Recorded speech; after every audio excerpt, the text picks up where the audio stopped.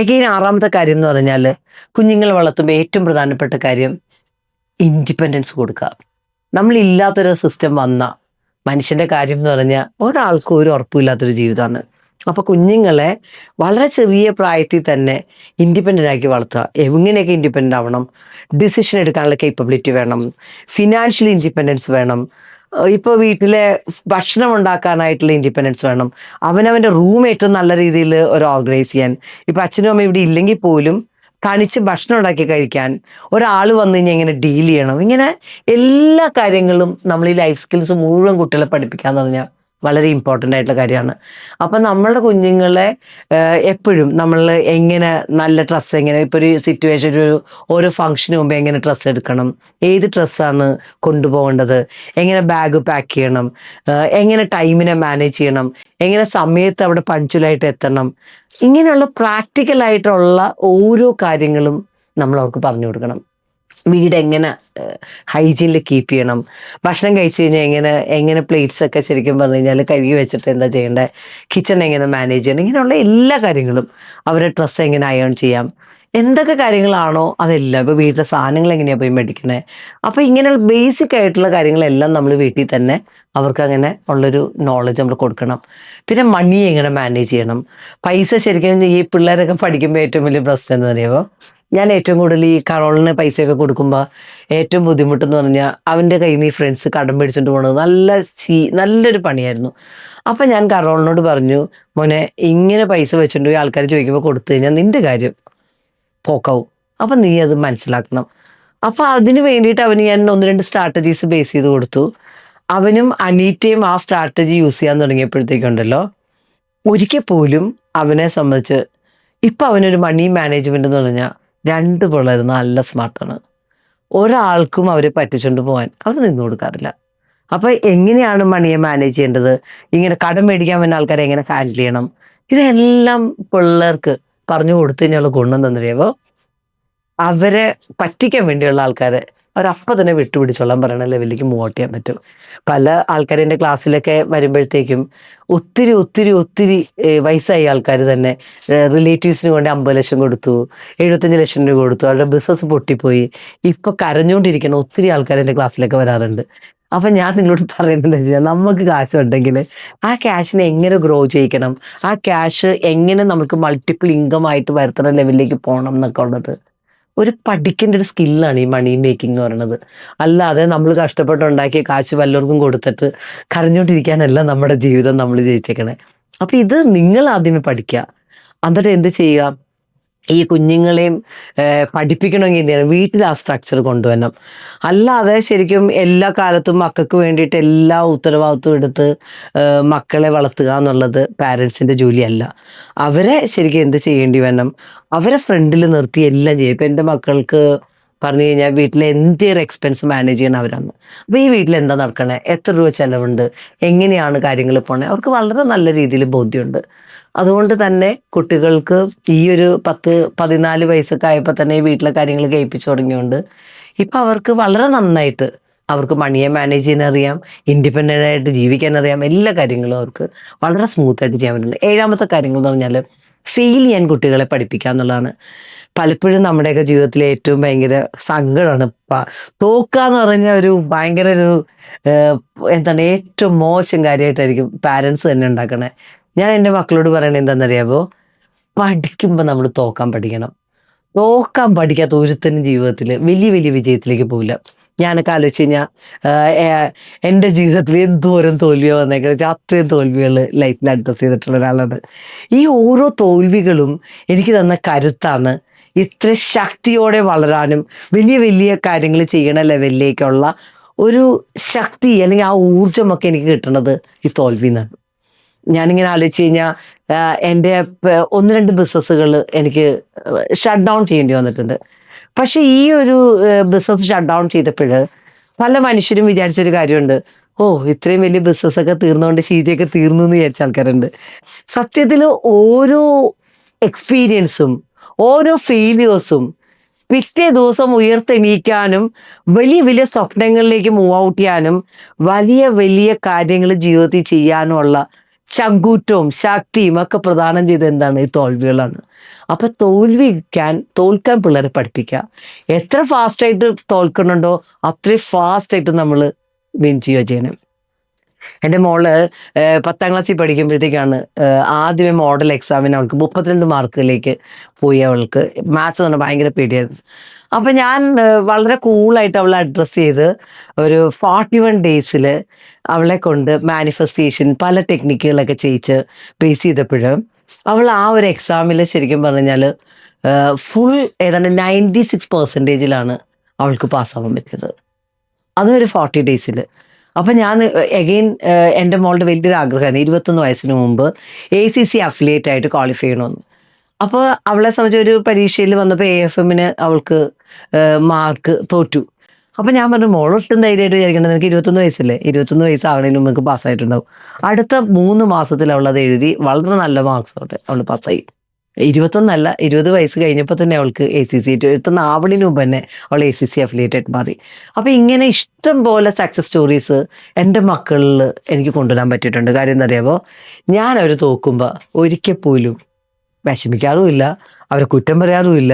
അവിടെ നിന്ന് എണീക്കാനായിട്ടുള്ള ശക്തിയായിട്ടാണ് ഞാൻ പലപ്പോഴും അവർക്ക് മാറിയിരിക്കണേ. അപ്പം അങ്ങനെയുള്ള ലെവലിലേക്ക് അവർക്ക് ആ ഒരു എനർജി കൊടുത്തപ്പോൾ എന്താ സംഭവിച്ചതെന്നറിയാമോ, അവർ നല്ല രീതിയിലേക്ക് അവർ വരാൻ തുടങ്ങി. ഇപ്പം ഞാൻ പറഞ്ഞില്ല, എൻ്റെ മോള് തന്നെ വർക്ക് ചെയ്യുമ്പോൾ ഒരു ഫ്രണ്ടുമായിട്ട് ശരിക്കും പറഞ്ഞു കഴിഞ്ഞാൽ ഇഷ്യൂസ് വന്നു. അപ്പോൾ ഈ ഒരു ഫ്രണ്ട്ഷിപ്പ് അങ്ങ് മാറിയപ്പോൾ അവർക്ക് ഒത്തിരി ബുദ്ധിമുട്ടുകളൊക്കെ വന്നെങ്കിൽ പോലും ഇനി അടുത്ത ഫ്രണ്ട്സിനെ എങ്ങനെ സെലക്ട് ചെയ്യണം, എങ്ങനെ അവരോട് ബൗണ്ടറി സെറ്റ് ചെയ്യണം, ഫ്രണ്ട്സിനെ എങ്ങനെയാണ് കൊണ്ടുപോകേണ്ടത്, ഇതൊക്കെ പഠിപ്പിക്കാനാണ് ആ ഒരു പീരീഡ് ഞാൻ അവളെ സഹായിച്ചത്. അപ്പം നിങ്ങൾ മനസ്സിലാക്കാം, ചെറിയ പ്രായത്തിൽ കുഞ്ഞുങ്ങൾക്ക് ശരിക്കും പറഞ്ഞു കഴിഞ്ഞാൽ ഓരോരോ പ്രശ്നങ്ങൾ വരുമ്പോൾ അതിൽ നിന്ന് അവരെ പഠിപ്പിക്കാനായിട്ടുള്ള ഒരു എക്സ്പീരിയൻസ് ആയിട്ടാണ് അത് കൊണ്ടുപോകണമെങ്കിലുണ്ടല്ലോ, നമ്മൾ എന്താ സംഭവിക്കണം, ഈ ചെറിയ ചെറിയ തോൽവികളിൽ നിന്ന് ഊർജം ഉൾക്കൊണ്ട് വലിയ വലിയ ലെവലിലേക്ക് പോകാനായിട്ടുള്ള കേപ്പബിലിറ്റീസും കൂടിയാണ് കുഞ്ഞുങ്ങൾക്ക് കൊടുക്കണമെന്ന് നോക്കുക. പിന്നെ മാതാപിതാക്കളെ ഏറ്റവും കൂടുതൽ ഞാൻ സ്റ്റുഡൻറ് മെൻറ്റർഷിപ്പ് പ്രോഗ്രാം വർക്ക് ചെയ്യുന്നുണ്ട്. അപ്പോൾ ഈ സ്റ്റുഡൻറ് മെൻറ്റർഷിപ്പ് പ്രോഗ്രാമിൽ പല കുട്ടികളും ഞാൻ ഇപ്പോഴും ഓർക്കുന്നുണ്ട്, അയർലിൻ എന്ന് പറഞ്ഞിട്ടൊരു സുന്ദരിയായിട്ടുള്ള കുട്ടി, 10 വയസ്സേ ഉള്ളൂ. ആ കുട്ടി എൻ്റെ ക്ലാസ്സിലേക്ക് വരാനുള്ള കാരണം അവളുടെ അമ്മ ഷെറിനുണ്ട്. ഷെറിൻ ശരിക്കും എൻ്റെ ക്ലാസ്സിൽ വന്ന ചേഞ്ചസ് ആണ്. ഈ മോള് ഷീജാൻറ്റിയുടെ ക്ലാസ്സിൽ എന്നെ കയറ്റാവോ എന്ന് ചോദിച്ചു. അപ്പോൾ ആ ഒരു സമയത്ത് അവളെ ക്ലാസ്സിലേക്ക് കൊണ്ടുവരാൻ അവൾക്ക് 8 വയസ്സ് കഴിഞ്ഞിട്ടേ ഉള്ളൂ. അപ്പോൾ ഞാൻ 10 വയസ്സുള്ള കുട്ടികളെ മാത്രമാണ് സ്റ്റുഡൻറ് മെൻറ്റർഷിപ്പിൽ എടുക്കണേ. അപ്പോൾ ഈ ഒരു പ്രായം ആയതുകൊണ്ട് 2 വർഷം കാത്തിരിക്കാൻ പറ്റില്ല എന്ന് പറഞ്ഞിട്ടാണ് ഷെറിൻ എൻ്റെ ആ ഒരു ക്ലാസ്സിൻ്റെ അഡ്മിഷൻ ചോദിച്ചിട്ട് ആ കുട്ടി വന്നേ. ഇന്നിങ്ങനെ ആലോചിച്ച് കഴിഞ്ഞാൽ ഷെറിൻ ഇപ്പോൾ ഈ ഒരു ക്ലാസ്സുകളിലേക്ക് 1.5 വർഷമായി. ഷെറിൻ ഇന്ന് സ്കൂളിലെ ശരിക്കും ടോപ്പറാണ്. എന്താ അവളുടെ കമ്മ്യൂണിക്കേഷൻ സ്കില്ല് ഇമ്പ്രൂവ് ചെയ്തത്. അവളുടെ ഇന്നലെ എൻ്റെ വെഡിങ് ആനിവേഴ്സറി ആയിരുന്നു. അവളുടെ വിഷസ് തന്നെ എന്ന് പറഞ്ഞാലുണ്ടല്ലോ, അത്രയും സൂപ്പർ വിഷസാണ് എനിക്ക് ഓരോ കാര്യത്തിനും. എൻ്റെ ബർത്ത്ഡേ ആവാം, എൻ്റെ ഏത് ചെറിയ കാര്യങ്ങൾ വന്നാലും അവളുടെ ഒരു വിഷ് എന്ന് പറഞ്ഞാൽ എനിക്ക് അത്രയും ഹൃദയത്തോട് ചേർന്ന് നിൽക്കുന്ന ഒരു കാര്യമാണ്. അപ്പം നമ്മളുടെ കുഞ്ഞുങ്ങൾ അവൾ ഏത് സ്ഥലത്ത് പോയാലും അവളാണ് കേന്ദ്രബിന്ദു. അത്രയും മിടുക്കിയായിട്ട് നല്ല ധൈര്യത്തോടെ അവൾ ഏത് ക്രൗഡിനെ അഡ്രസ്സ് ചെയ്യുന്ന ലെവലിലേക്ക് മോട്ട് ചെയ്തിട്ടുണ്ട്. എനിക്ക് തോന്നുന്നു എൻ്റെ സിസ്റ്റത്തിൽ പഠിക്കാൻ തുടങ്ങിയിട്ട് 16 മാസമായി ആ കുട്ടി ഈ ഒരു ക്ലാസ്സുകളിൽ വന്ന് വർക്ക് ചെയ്യാൻ തുടങ്ങിയിട്ട്. ഈ ഒരു 16 മന്ത്സിൽ അവളുടെ മാർക്സ് മാറിയിട്ടുണ്ട്, അവളുടെ സ്പീക്കിംഗ് സ്കിൽസും മാറിയിട്ടുണ്ട്, കമ്മ്യൂണിക്കേഷൻ സ്കില്ല് ഇമ്പ്രൂവ് ചെയ്തിട്ടുണ്ട്, ഏത് ആൾക്കാരോട് സംസാരിക്കാനുള്ള കേപ്പബിലിറ്റി മാറിയിട്ടുണ്ട്. എങ്ങനെ അച്ഛനും അമ്മയും തമ്മിലുള്ള ആ ഒരു ബന്ധം അവൾക്ക് മാറിയിട്ടുണ്ട്. എഗെയിൻ അവളുടെ വീട്ടിലെ ഓരോ കാര്യത്തിനും കഴിഞ്ഞ ദിവസം അച്ഛന് എന്തൊരു അസുഖമൊക്കെ വന്നു.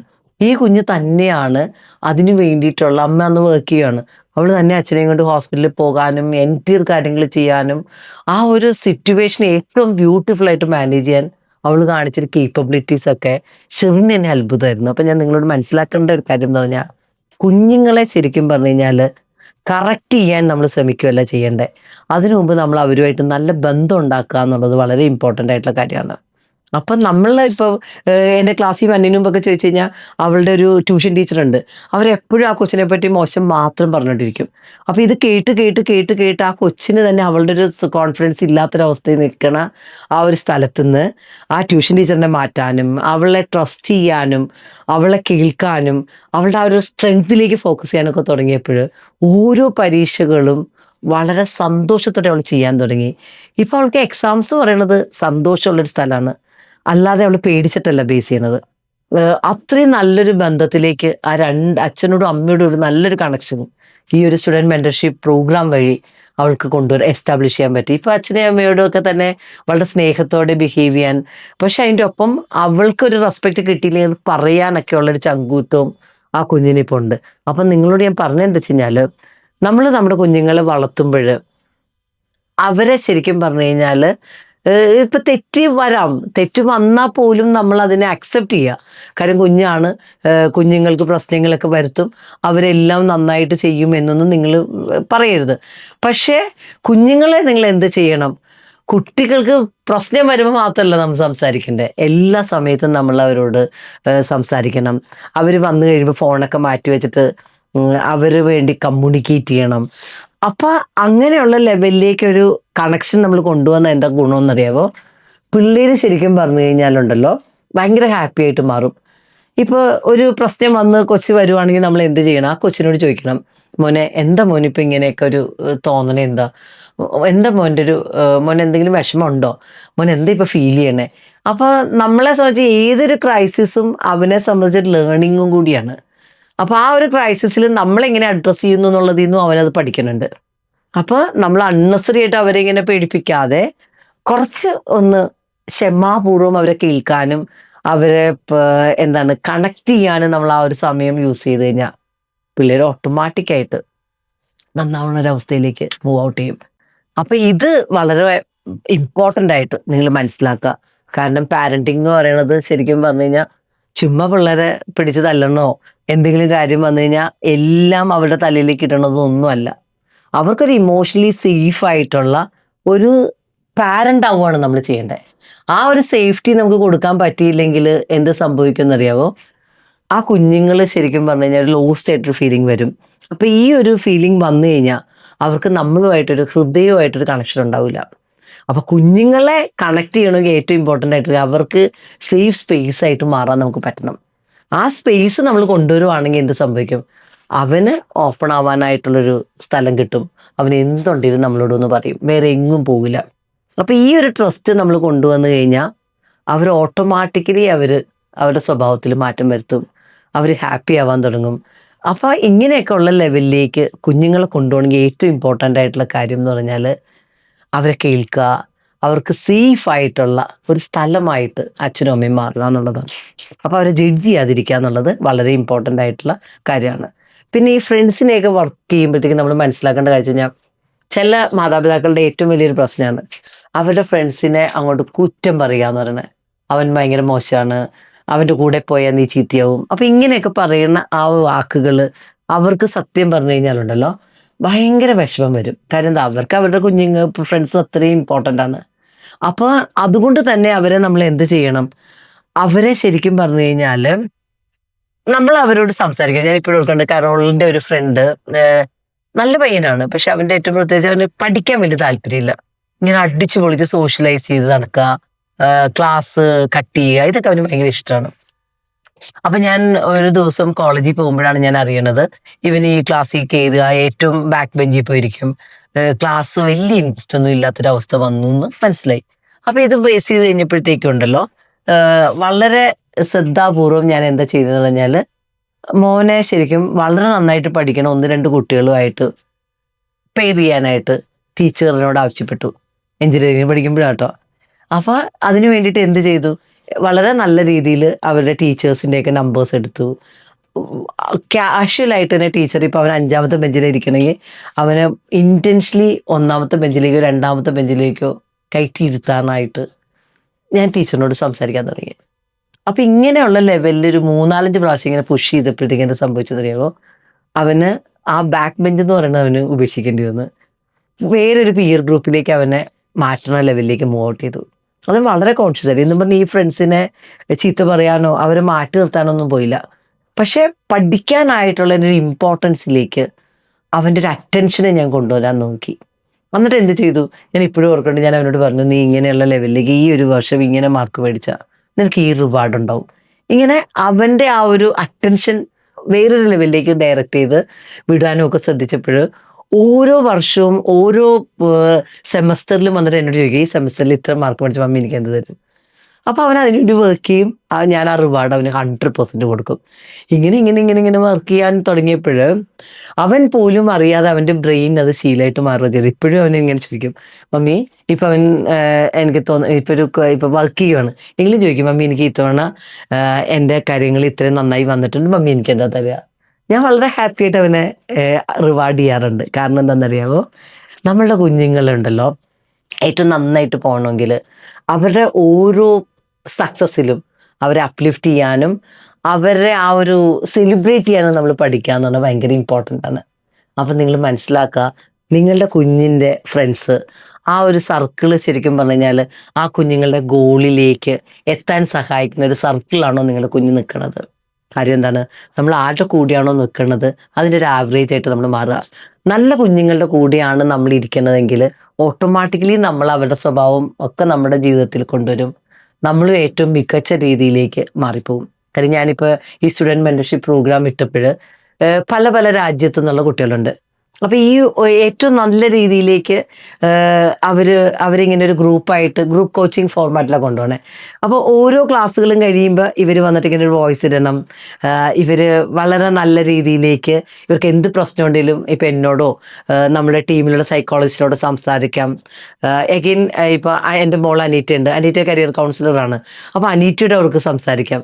അപ്പോൾ ഇങ്ങനെയൊക്കെ ഉള്ള ലെവലിലേക്ക് അവർക്ക് വളരെ സേഫായിട്ടുള്ള ഒരു സ്പേസ് ഞാനിങ്ങനെ കൊടുക്കാൻ തുടങ്ങിയപ്പോഴത്തേക്ക് എന്താ പ്രശ്നം എന്നറിയാമോ, ഓരോ ദിവസം കഴിയുന്നൊരു നല്ല ഡിസിപ്ലിൻ കൊണ്ടുവരാൻ തുടങ്ങി. അവരിപ്പോൾ എല്ലാ ദിവസവും അവരുടെ റൂമിൻ്റെ ഫോട്ടോ ഒക്കെ എൻ്റെ ഗ്രൂപ്പിലിടണം. ഇന്ന് അവരുടെ റൂമൊക്കെ അടുക്കി പെറുക്കി നല്ല അടിപൊളിയാക്കിയിട്ട് അവരെനിക്ക് ഫോട്ടോ ഇടും. എഗെയിൻ അവരുടെ ഓരോ ദിവസത്തെയും ടു ഡു ലിസ്റ്റ് ബേസ് ചെയ്യും. എല്ലാത്തിനും ഒരു ഡിസിപ്ലിൻ കൊണ്ടുവരാൻ തുടങ്ങിയപ്പോഴും കുട്ടികൾ ഭയങ്കര ചേഞ്ചസ് വരാൻ തുടങ്ങി. അവരുടെ ഒരു ഹാബിറ്റ്സ് ഒക്കെ വളരെ ഹെൽത്തി ആവാൻ തുടങ്ങി. അവരുടെ ആറ്റിറ്റ്യൂഡ് എന്ന് പറഞ്ഞാൽ എന്തിനേയും പോസിറ്റീവായിട്ട് കാണുന്ന ഒരു ആറ്റിറ്റ്യൂഡിലേക്ക് വരാൻ തുടങ്ങി. അപ്പോൾ ഇങ്ങനെ വളരെ നല്ല രീതിയിലേക്ക് അവർ ഗ്രോത്തിലേക്ക് മൂവ് ഔട്ട് ചെയ്യാൻ തുടങ്ങി.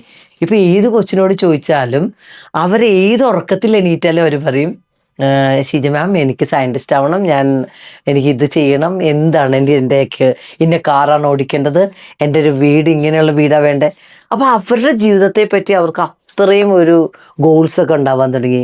അവരുടെ സ്വപ്നങ്ങൾ തന്നെ അത്രയും വലിയ സ്വപ്നങ്ങൾ അവർ കാണാൻ തുടങ്ങി. അവരുടെ ജീവിതം തന്നെ ഉണ്ടല്ലോ അത്രയും ഒരു എന്താണ് ഓരോ ദിവസവും എണീക്കാനായിട്ട് അവർക്ക് കാരണങ്ങളുള്ള ലെവലിലേക്ക് അവർക്ക് മാറാൻ തുടങ്ങി. അപ്പോൾ ഇപ്പോൾ പാരൻസൊക്കെ ആണെങ്കിലും ഭയങ്കര സന്തോഷമാണ്. കാര്യം എന്താ അറിയാമോ, എന്നോട് എല്ലാ ദിവസവും ഇങ്ങനെ പറയും, കുഞ്ഞുങ്ങൾ ഇപ്പോൾ മാമിൻ്റെ ക്ലാസ്സിൽ വന്നതിന് ശേഷം അവർ ഇപ്പോൾ വലിയ വലിയ കാര്യങ്ങളൊക്കെയാണ് പറയണത്. അവരുടെ സ്റ്റൈല് തന്നെ അങ്ങ് മാറി കേട്ടോ മാം, താങ്ക് യു ഇങ്ങനെ പറയണ ഇഷ്ടം പോലെ കുഞ്ഞുങ്ങൾ, ഒരു 10 വയസ്സിനും 17 വയസ്സിനും ഇടയിൽ ഉള്ള കുഞ്ഞുങ്ങൾ നമ്മുടെ ഈ ഒരു പ്ലാറ്റ്ഫോമിലുണ്ട്.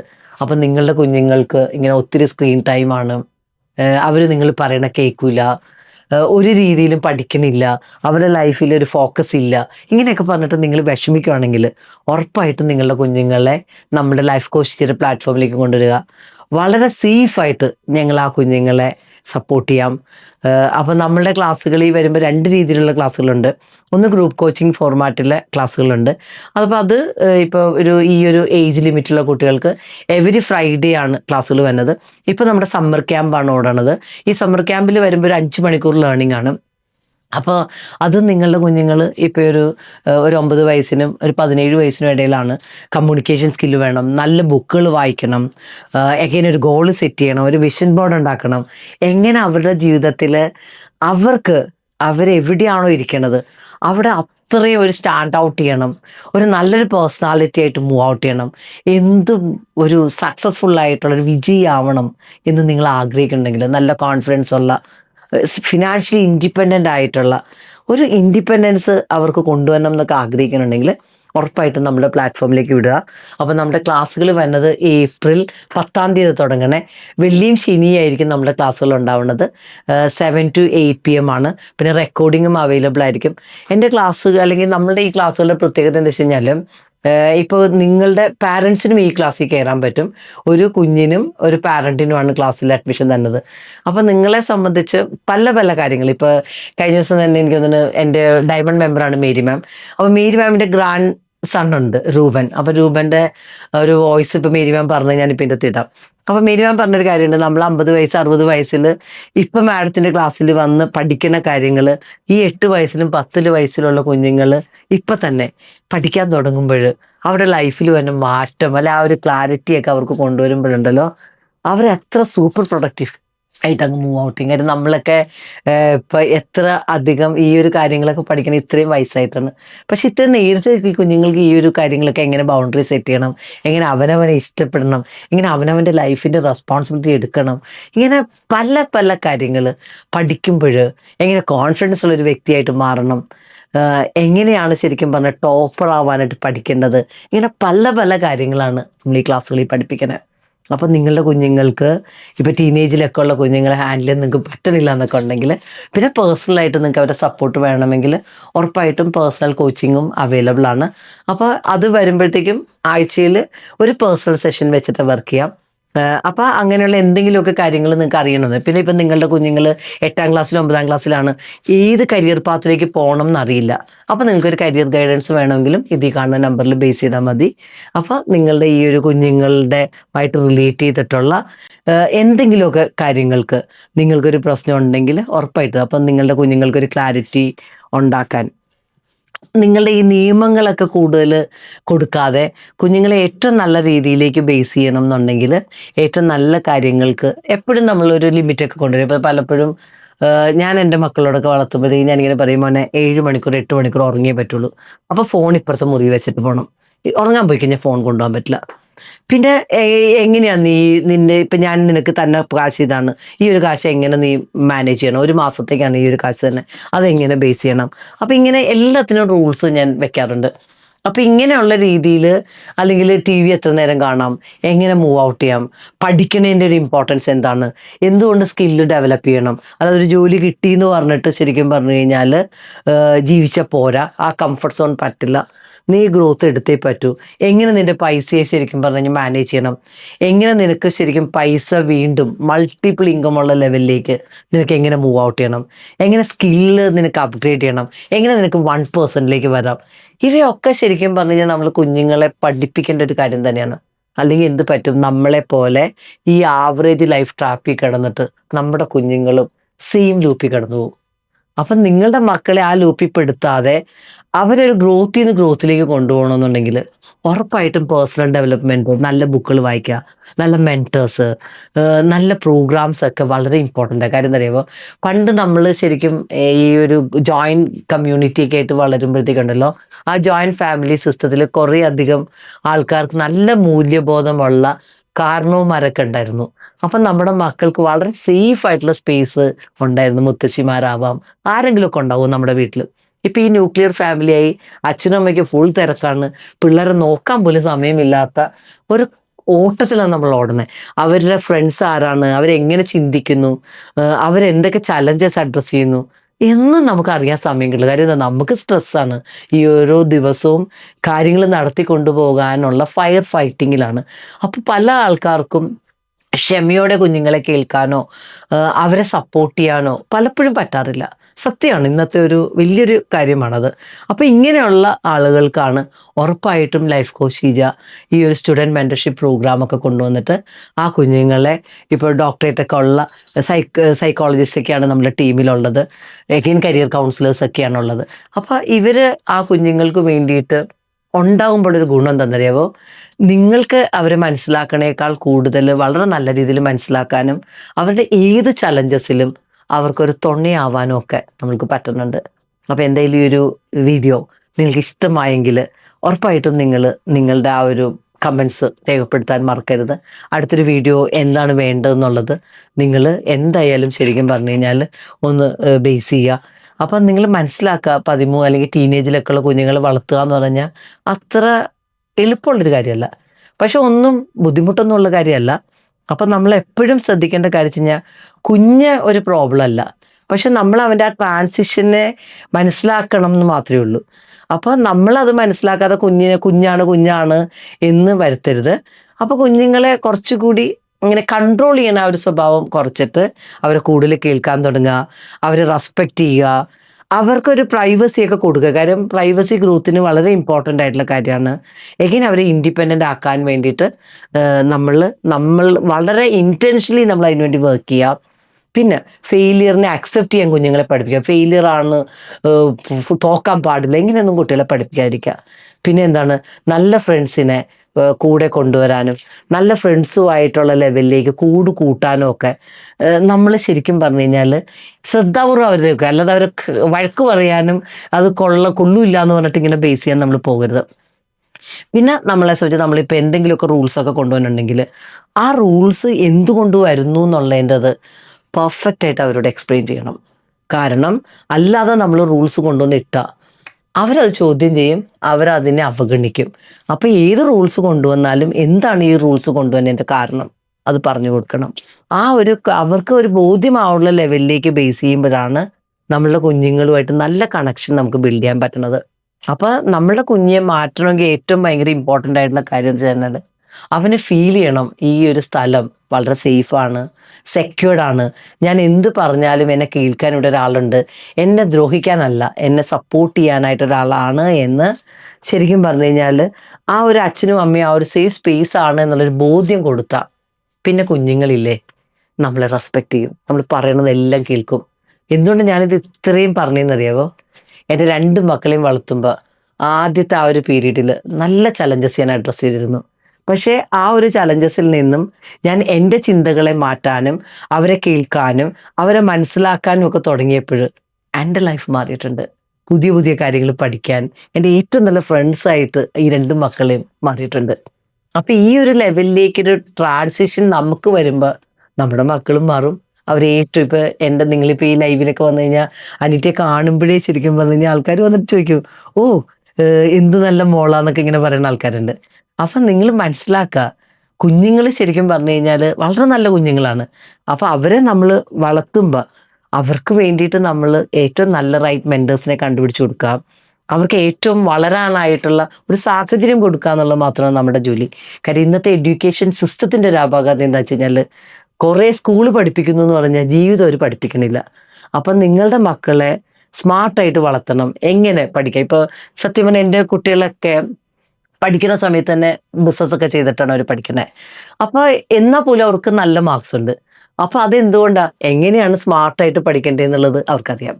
അല്ലാതെ അവരിങ്ങനെ പുസ്തകം മൊത്തം പഠിക്കാറില്ല. കാര്യം നിങ്ങൾ തന്നെ മനസ്സിലാക്കുക, ഒരു 20% കാര്യങ്ങൾ പഠിച്ച ഒരു 80% മാർക്ക് പഠിക്കാൻ പറ്റും. അപ്പോൾ സ്മാർട്ടായിട്ട് എങ്ങനെയാണ് പഠിക്കേണ്ടത്? നമ്മുടെ ലൈഫ് കോച്ച് ടീച്ചറുടെ പ്ലാറ്റ്ഫോമിൽ വരുമ്പോൾ അതൊക്കെ നിങ്ങളുടെ കുഞ്ഞുങ്ങളെ പഠിപ്പിക്കുക. അപ്പോൾ അവർക്ക് ഒട്ടും വളരെ ചെറിയ സമയത്ത് തന്നെ അവർക്ക് പഠിക്കാൻ പറ്റുക.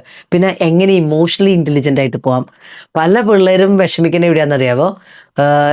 വല്ലവരും പറയുന്ന ഒരു വിഷമം വെച്ചിട്ടാണ് മക്കൾ വിഷമിക്കുന്നത്. ഒരു ഫ്രണ്ട് പറഞ്ഞു, ടീച്ചർ അത് പറഞ്ഞു, അപ്പുറത്തെ നൈബർ അത് പറഞ്ഞു, ആൻറ്റി അത് പറഞ്ഞു, ആൻറ്റി എന്നെ തടിച്ചെന്ന് വിളിച്ചു, ഇങ്ങനെയൊക്കെ പറഞ്ഞിട്ടാണ് പിള്ളേർ വിഷമിക്കുക. അപ്പം ഇങ്ങനെയുള്ള സ്ഥലത്ത് എങ്ങനെ അവർക്ക് അവരെ ആ ഒരു ബൗണ്ടറി സെറ്റ് ചെയ്ത് അവനെ പ്രൊട്ടക്റ്റ് ചെയ്യണമെന്നുള്ളത് നമ്മൾ പഠിപ്പിക്കും. പിന്നെ എങ്ങനെ ഒരു കോൺഫിഡൻസ് ഉള്ള ഒരു വ്യക്തിയായിട്ട് മാറാം, എങ്ങനെ അവരുടെ ജീവിതത്തിൽ ഒരു ഡിസിപ്ലിൻ കൊണ്ടുവരാം, എങ്ങനെ അവർക്ക് അവരെ മാനേജ് ചെയ്യാം. ഈ സെൽഫ് മാനേജ്മെൻറ്റ് എന്ന് പറഞ്ഞാൽ ഭയങ്കര ഇമ്പോർട്ടൻ്റ് ആയിട്ടുള്ള കാര്യമാണ്. ഇപ്പോൾ നമ്മളുടെ ഒരു പ്ലാറ്റ്ഫോമിലൊക്കെ വെച്ച് കഴിഞ്ഞാൽ ഒരു 30 കൺട്രിയിൽ നിന്നുള്ള സ്റ്റുഡൻസാണ് നമ്മളുടെ പ്ലാറ്റ്ഫോമിലുള്ളത്. അപ്പം നിങ്ങളുടെ കുഞ്ഞുങ്ങൾക്കൊരു പേഴ്സണലൈസ്ഡ് അറ്റൻഷൻ വേണം. അവരെ ശരിക്കും പറഞ്ഞു കഴിഞ്ഞാൽ സപ്പോർട്ട് വേണം എന്നുണ്ടെങ്കിൽ നമ്മുടെ ഡെഡിക്കേറ്റഡ് ടീം ഓഫ് എക്സ്പെർട്ടൈസാണ് നമ്മളുടെ കൂടെ ഉള്ളത്. അപ്പോൾ ഇപ്പോൾ ഈ ഒരു കുഞ്ഞുങ്ങളെ 8ാം ക്ലാസ്സിലൊക്കെ പഠിക്കുന്ന കുട്ടികളാണ് ഇപ്പോൾ തന്നെ കരിയർ കൗൺസിലിംഗിലേക്ക് കൊണ്ടുവരിക. കാര്യം എന്താ അറിയാമോ? എന്താ അവരുടെ താല്പര്യം എന്നറിയാതെ അവരെ കൊണ്ട് നിങ്ങൾക്ക് ഇഷ്ടമുള്ള കോഴ്സ് എടുത്താൽ ഈ 50 ലക്ഷവും 40 ലക്ഷവും 5-6 വർഷവും കളഞ്ഞിട്ട് പിന്നെ നിങ്ങൾ അതിനെ റിഗ്രറ്റ് ചെയ്യും. അപ്പോൾ അങ്ങനെ റിഗ്രറ്റ് ഇല്ലാതെ പോകണം എന്നുണ്ടെങ്കിൽ ഉറപ്പായിട്ടും നമ്മളുടെ സ്റ്റുഡൻറ്റ് കൗൺസിലറുമായിട്ട് നിങ്ങൾ ഒന്ന് സംസാരിച്ചോളൂ. ഇത് ഈ നമ്പറൊക്കെ കാണുന്നുണ്ട്. അപ്പോൾ ഈ ഒരു വീഡിയോ ഇഷ്ടമാണെങ്കിൽ ഉറപ്പായിട്ടും കമൻറ്റ് ചെയ്യാൻ മറക്കരുത്. നിങ്ങൾ മനസ്സിലാക്കുക, കുഞ്ഞുങ്ങളെ വളർത്തുക എന്ന് പറഞ്ഞാൽ സത്യം പറഞ്ഞാൽ വളരെ എളുപ്പമുള്ളൊരു കാര്യമാണ്. പക്ഷേ അതെങ്ങനെ വളർത്തണം എന്ന് പഠിച്ചിട്ട് പോയാൽ.